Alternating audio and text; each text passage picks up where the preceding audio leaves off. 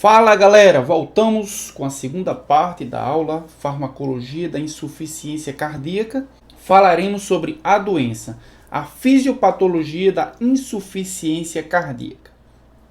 Então, a insuficiência cardíaca pode acontecer basicamente por três mecanismos. O primeiro deles, que nós veremos nessa aula, é a alteração da homeostase do cálcio.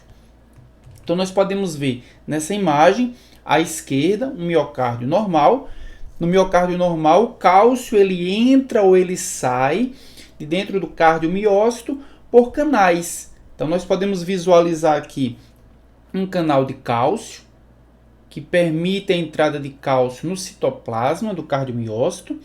E nós podemos visualizar dois mecanismos que retiram o cálcio do citoplasma do cardiomiócito. Primeiro, o trocador cálcio-sódio, e o segundo é a proteína cerca, que permite a entrada do cálcio no retículo sarcoplasmático para que ele seja armazenado.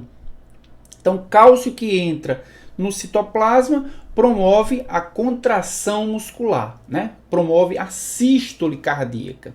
O cálcio que sai do citoplasma o cálcio que sai do citoplasma permite o relaxamento cardíaco, permite a diástole cardíaca.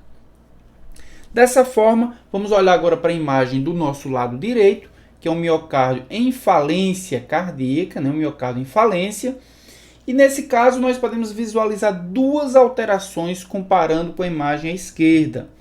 Primeiro, nós podemos visualizar que a fosfolamban, que antes era fosforilada no miocárdio normal, no miocárdio em falência, a fosfolamban ela não é fosforilada. E como nós vimos, a fosforilação é essencial para que ele exerça sua função em ativar a cerca. Se ela não está fosforilada, a cerca permanece inibida. E a inibição da cerca significa que o cálcio permanece em níveis elevados, ou seja, permite uma maior contração, maior sístole cardíaca. Também podemos observar que no cardiomiócito em falência, a proteína ou trocador NCX ela está mais ativa, ela está permitindo uma troca mais eficiente de sódio pelo cálcio, fazendo com que o cálcio do citoplasma do cardiomiócito seja eliminado com maior intensidade.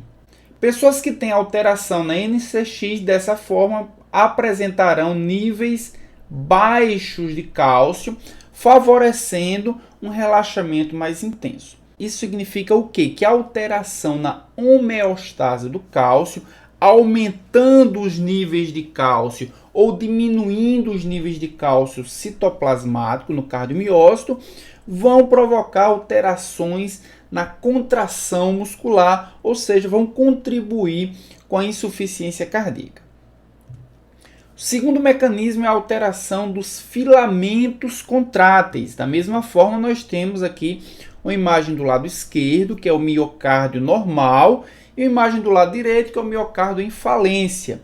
No miocárdio normal, nós podemos visualizar aqui que a miosina é uma proteína responsável pela quebra do ATP em ADP e, consequentemente, pelo fornecimento de energia para a contração muscular. Na actina, nós podemos visualizar aqui também que as troponinas, a troponina I, é responsável por inibir a interação entre actina e miosina no músculo em repouso, e que a troponina C, ao se ligar ao cálcio, é responsável por retirar essa inibição. Isso é no miocárdio normal. No miocárdio em falência, nós podemos observar aqui, primeiro, é que a troponina I ela não está fosforilada. E essa fosforilação é essencial que a troponina I retire essa inibição que ela tinha para a ligação da actina com a miosina. Se ela não está fosforilada, actina e miosina não conseguem interagir, consequentemente o músculo não consegue se contrair ou se relaxar. Outro ponto também que merece importância, a conversão do ATP em ADP pela miosina. No miocárdio em falência, uma das possibilidades é que a miosina não consegue fazer isso eficientemente, ou seja, menos ATP quebrado, menos energia disponibilizada para que haja contração muscular. E um terceiro mecanismo é o aumento da troponina T, que é uma troponina fetal. Não se sabe exatamente qual o mecanismo que o aumento dessa troponina T teria na insuficiência cardíaca, mas o que se sabe é que em alguns pacientes com insuficiência cardíaca congestiva, os níveis de troponina T estão mais elevados do que em pessoas que não têm essa doença. E o terceiro mecanismo é a alteração na via de sinalização da adenililciclase. Como nós vimos no miocárdio normal, receptor beta-adrenérgico, ao se ligar no agonista beta, ela vai ativar a proteína G, que ativará a adenilato ciclase. Essa será responsável por aumentar os níveis de AMP cíclico e, consequentemente, aumentar a atividade, ou melhor, ativar a proteína quinase A, que vai ser responsável por várias das fosforilações, como nós vimos, e isso está relacionado com o aumento do nível do cálcio citoplasmático. No miocárdio em falência, o que nós observamos inicialmente é que há a presença da beta-arrestina. E a beta-arrestina é uma proteína que vai inibir o receptor beta. Com a inibição do receptor beta, o que nós esperamos é que não haja ativação da adenilato ciclase, consequentemente os níveis de AMP cíclico vão estar menores, mais baixos, e a consequência natural de tudo isso é a inativação da proteína quinase A. Então vamos ver o que é insuficiência cardíaca. Insuficiência cardíaca é a incapacidade do coração em adequar sua ejeção, ou seja, o sangue emitido pelo coração, às necessidades metabólicas do organismo. Então, o organismo vai ter uma necessidade metabólica, o tecido vai ter necessidade metabólica, mas a quantidade de sangue que chega ao tecido é insuficiente e o coração não tem capacidade de mandar o sangue suficiente para esse tecido. Ou ele pode até mandar uma quantidade suficiente de sangue para os tecidos, mas isso poderá acontecer às custas de elevadas pressões de enchimento. Então ele pode até mandar uma quantidade suficiente de sangue, mas ele vai precisar fazer um esforço muito grande para que isso aconteça. Bem, do ponto de vista epidemiológico, a insuficiência cardíaca congestiva é uma das doenças mais prevalentes dentre as doenças cardiovasculares. Nós estamos vendo aqui do nosso lado esquerdo um gráfico mostrando as causas de morte, isso aqui em 2002, 27,5% de todas as causas de morte eram de doenças cardiovasculares. E aí, quando nós isolamos só as doenças cardiovasculares, 33% das mortes das doenças cardiovasculares era apenas de insuficiência cardíaca congestiva. Então, ela não é só uma doença muito prevalente, mas é uma doença muito mortal. A mortalidade causada pela insuficiência cardíaca congestiva é muito alta, considerando que ela faz parte de um grupo de doenças que já é naturalmente elevada a mortalidade.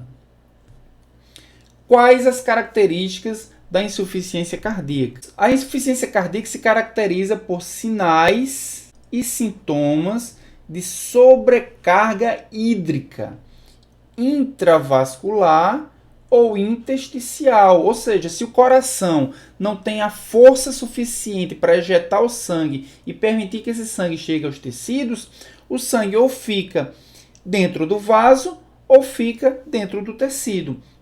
E fica em grande quantidade, por isso que a gente fala de sobrecarga hídrica. Grande quantidade de sangue dentro do vaso e grande quantidade de sangue dentro do tecido.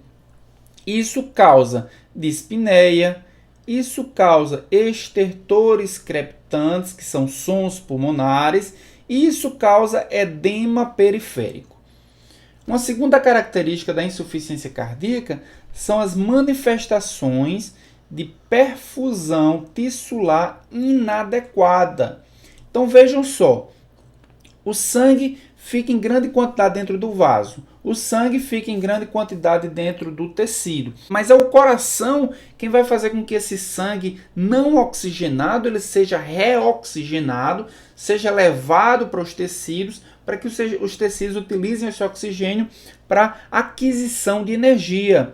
Então, perfusão tissular inadequada é sinal de que o oxigênio não está chegando no tecido. A grande quantidade de sangue que permanece no tecido é sangue não oxigenado. E as consequências dessa perfusão inadequada é a diminuição de capacidade de exercício, já que a energia produzida pela troca com o oxigênio ela é menor. Também disfunção renal e fadiga são os principais sintomas da insuficiência cardíaca causada pela essa perfusão inadequada. A insuficiência cardíaca ela pode ser classificada, existem várias classificações. Aqui nessa aula nós vamos adotar uma classificação que é pela lateralidade. Então, insuficiência cardíaca esquerda, insuficiência cardíaca direita. Na insuficiência cardíaca esquerda, as causas principais são cardiopatia isquêmica, ou seja, falta de oxigênio no coração, pode causar uma insuficiência cardíaca esquerda. Hipertensão, doença valvar e doença miocárdica. E as principais causas da insuficiência cardíaca direita é hipertensão pulmonar, infarto do ventrículo direito e embolia pulmonar. Quando nós falamos de insuficiência cardíaca esquerda ou direita, na verdade nós estamos falando de insuficiência ventricular esquerda ou insuficiência ventricular direita. Vamos entender um pouquinho por esse esquema aqui. Na insuficiência ventricular esquerda, está aqui o ventrículo. O que é que o ventrículo vai fazer? O ventrículo esquerdo vai, através da artéria aorta, levar sangue para todo o corpo, a parte superior do corpo e também toda a parte inferior do corpo. É isso que o ventrículo esquerdo vai fazer. Se o ventrículo não tem força suficiente para se contrair e ejetar esse sangue, o sangue que chega ao ventrículo ele vai se acumular e vai aumentar a pressão dentro do ventrículo. O aumento da pressão dentro do ventrículo vai inibir a passagem do sangue do átrio esquerdo para o ventrículo esquerdo, já que o ventrículo esquerdo está com uma pressão muito grande de enchimento, ele impede a entrada de mais sangue vindo do átrio esquerdo. O que é que isso significa? Se o átrio enche de sangue e não consegue passar para o ventrículo, o sangue vai retornar. E da onde é que vem o sangue que entra no ventrículo esquerdo? Vem dos pulmões. Então, pulmão, aqui um outro pulmão. Esse sangue que viria dos pulmões não consegue entrar no átrio esquerdo e retorna. E o retorno disso faz com que o pulmão fique túrgido, o pulmão fique com edema. Nós veremos mais adiante quais são os principais sintomas da insuficiência cardíaca esquerda e direita. Mas uma delas, a esquerda, um dos sintomas principais é o edema pulmonar. Ok. No caso da insuficiência cardíaca direita, o que é que vai acontecer? Que é a ventricular. Então, o ventrículo direito, ele vai levar sangue para todo o pulmão, para os dois pulmões. Então, o ventrículo direito vai levar sangue para os pulmões.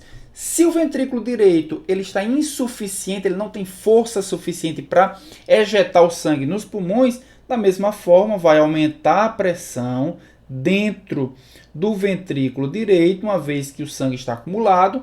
Isso vai impedir a passagem de sangue do átrio direito para o ventrículo direito e da mesma forma vai haver um retorno venoso de todo o sangue que chegou ao coração de volta para os tecidos. Então, um dos principais sintomas da insuficiência cardíaca direita é o edema periférico e problemas hepáticos, principalmente relacionado ao retorno do sistema porta para o fígado. Então vamos dar uma olhada aqui quais são os principais sintomas da insuficiência cardíaca esquerda e da insuficiência cardíaca direita. Primeiro, da insuficiência cardíaca esquerda. Então, confusão, dificuldade de concentração, cefaleia, insônia e ansiedade. Isso causado principalmente porque o ventrículo esquerdo não consegue bombear sangue para as partes superiores do corpo, o cérebro, o encéfalo de uma forma geral, e isso pode gerar dificuldade de perfusão sanguínea para esses tecidos.